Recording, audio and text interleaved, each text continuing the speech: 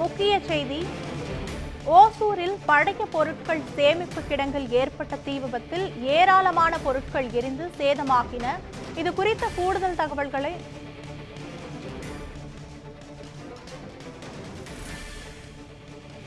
பழைய பொருட்கள் சேமிப்பு கிடங்கில் தீ விபத்து ஏற்பட்டுள்ளது.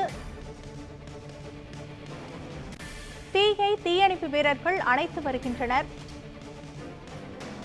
ஓசூரில் பழைய பொருட்கள் சேமிப்பு கிடங்கில் தீ விபத்து ஏற்பட்டுள்ளது. ஓசூரில் பழைய பொருட்கள் சேமிப்பு கிடங்கில் ஏற்பட்ட தீ விபத்தில் ஏராளமான பொருட்கள் எரிந்து சேதமாகின.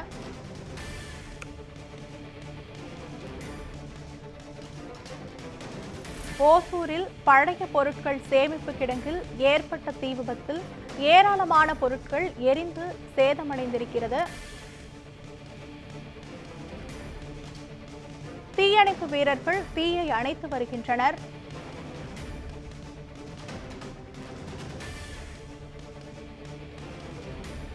ஓசூரில் பழைய பொருட்கள் சேமிப்பு கிடங்கில் ஏற்பட்ட தீ விபத்தில் ஏராளமான பொருட்கள் எரிந்து சேதமாகின.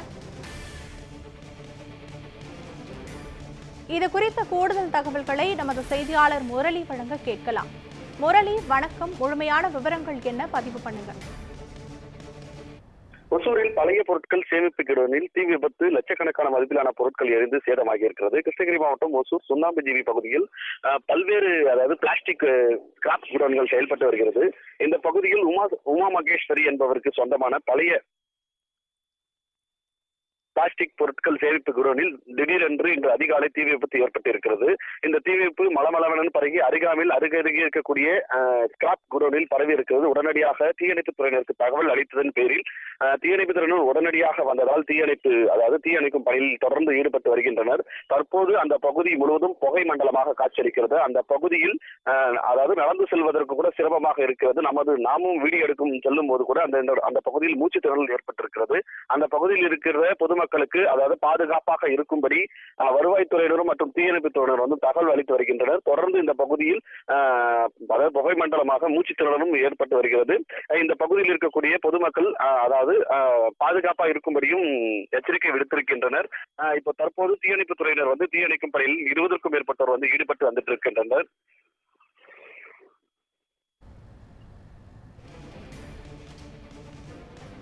முழுமையான விவரங்களுக்கு நன்றி முரளி.